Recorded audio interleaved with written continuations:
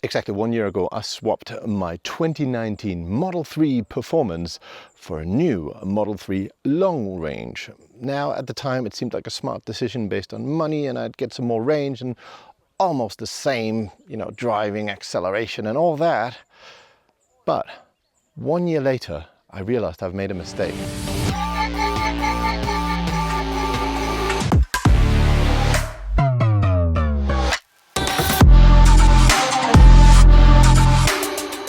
Behold, the Tesla Model 3 Performance Highland, or as I like to call it, the Model 3 that Elon refuses to name. You see, while the rest of us agree that this is called the Highland, Elon Musk insists on calling it simply the new Model 3, but we all know what it really is, don't we?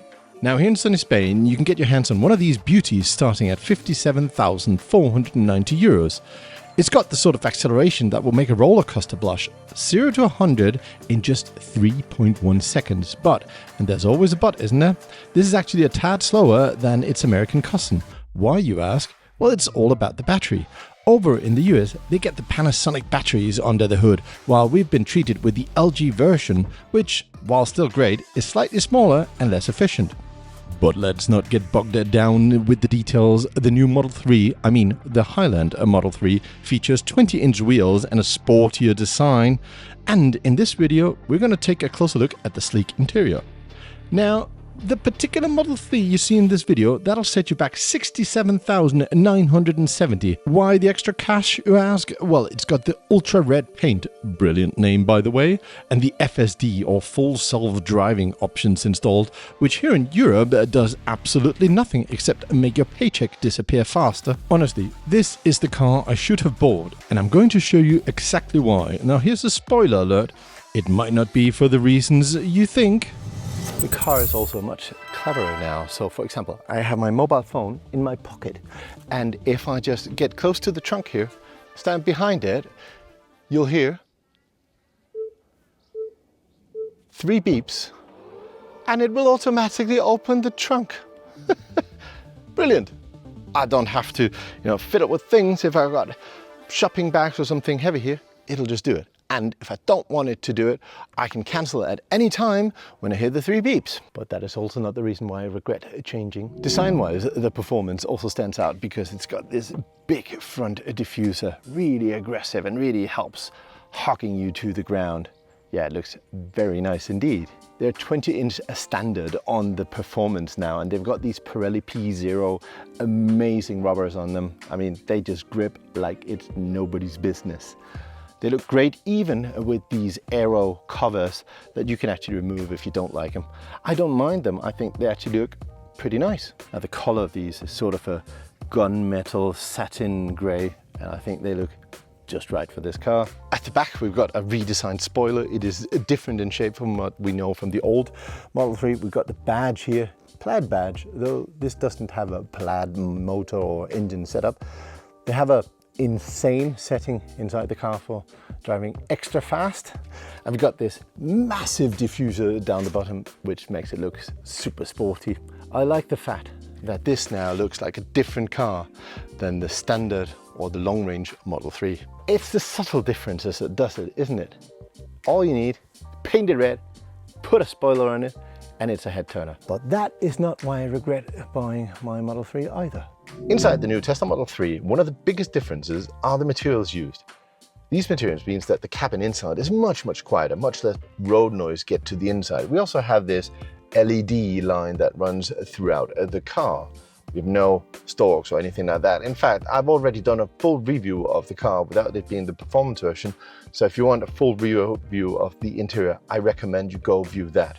I'll put a link in the description below. But in the Performance version, apart from all the standard changes, we get 2 significant differences. The seats are new. These seats are now actual sporty performance seats where you sit inside the seat. Your legs are a little bit elevated.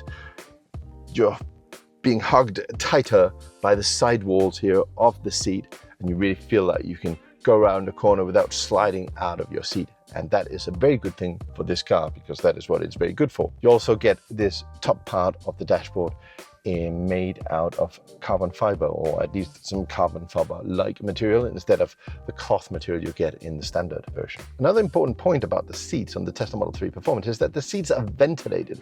This is really important because heat can pass through this top glass roof here, and if you, like me, live in Spain or someplace else where it is quite hot, I've always recommended that you buy the white interior just to not heat up as much on the inside. But with these ventilated seats, you can actually cool down the seats and your bum really quickly. There's also a new processor on this one. This is the AMD Ryzen, and it was not on my first car. It means that we can do much more things with the multimedia here. For example, we can do Zoom calls, so you can actually connect to Zoom, talk to a friend, they can see you through this camera and hear you through the microphones in the car.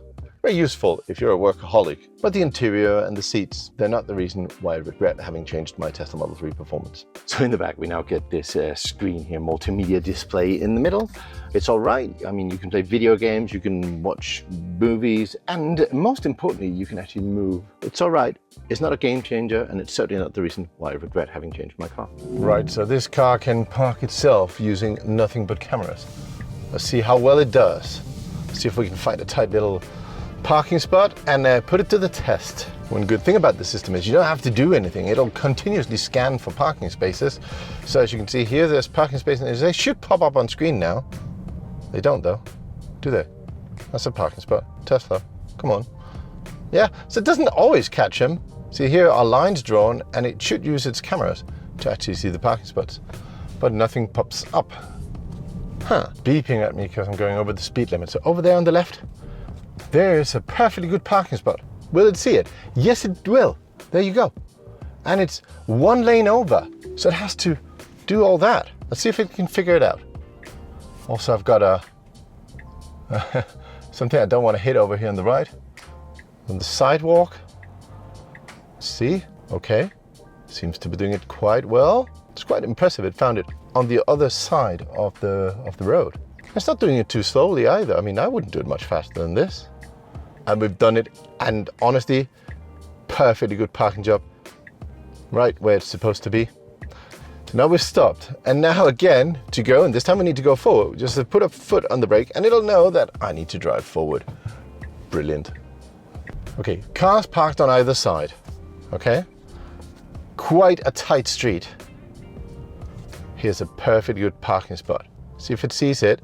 There, look, oh, it does. Okay, now this is not an easy parking spot at all, because I've got no space on the left, got hardly any space on the right, and the car will just about fit, as you can see. I'm going to be ready to take over and hit the brakes at any time if we get too close to any of the cars. So far so good. Don't hit the curb either. Oh yeah, that's not bad. That is not a bad parking job, Tesla. It was quick and it was right on the money. Let me show you how well it did. Look, it's parked well within the lines. There's not a ton of space around it. This is a really good parking job. Very impressive. And it is, yeah, good distance close to the curb without getting any curb rash from it. Good job, Tesla. This car can supposedly do 0 to 100 in 3.1 seconds. This is a European version, so it's like 0.2 seconds slower than the official American one. So let's see if it's true. Here we go. Come on. Oh, it pulls. Damn. I'd forgotten what that was about. Man, that is as exciting as ever. I am at 86% battery, so maybe it could have been better if I was at 100%, maybe, who knows. I am, by the way, using a high position draggy to measure this, so let's just try again. Oh, my face is distorting, it's pulling everything backwards. Feels like the wheels are spinning and they're just turning the world backwards on me. Yeah, it pulls, especially from 0 to 50. 50 onwards, it's a little bit more or a little bit less aggressive, but dang. Whew. Okay, I've done it 4 times now. Let's see what the best time I got was. 3.29. 3.29 is a very decent time. though it is not quite 3.1. As you can see from the acceleration curve here, it does taper off just a little bit on the last third of the launch. Still, very decent time. Now, the most impressive thing about this car is not how it accelerates, though that is quite impressive as well. I mean, if you get a Model 3 long-range dual motor and you do the performance boost or acceleration boost, it is nearly as quick as this one. You can get it below 4 seconds, and this one is like 3.3. So that is not a major difference. No, the major difference is how this thing turns and how this thing stays on the road. Absolutely incredible. It just handled curves like it was nobody's business. You can point anywhere and the car is just gonna go there, and it does not care about anything, not at all. It just stays on the road, it goes where you want to go, you point the wheel in that direction and boom, you're there. It doesn't do any kind of tilting at all. It's super firm without being uncomfortable. I mean, they've done a great job on the suspension on this one as well. But even the previous one had really good suspension. This 1 centimeter lower difference in the suspension from the Performance to the all-wheel drive makes a world of difference, and it just means that it's a completely different machine to drive. Yeah, I mean, I really regret selling my Performance and buying a long-range dual-motor Tesla Model 3 because I so much miss this feeling of just driving the ultimate driving machine. Hey, isn't that a BMW or something that they say that about? Now, this is absolutely spectacular, and anybody who says that it doesn't drive well or it lacks this mechanical feel or whatever, they got no idea, or they're biased and haven't really tried this through. This drives like an absolute dream, and this feeling of just driving the perfect driving machine, that is what I truly miss, and that is why I regret selling my old Performance for a long-range dual motor car. Yeah, well, at least I've got this one for a couple of days now. All right, guys, thank you very much for watching this video. If you are interested, we have a full review of the Tesla Model 3 Highland up here. Probably one of the most in-depth reviews you will find, with all the pros and cons and a scoring system at the end as well. We've also got another video of a competitor down here that is really interesting. You should check that out, and please subscribe. That would be very nice. Thank you very much for watching the video. Please leave a comment. I do enjoy them, especially when they're kind. Have a nice day. See you later.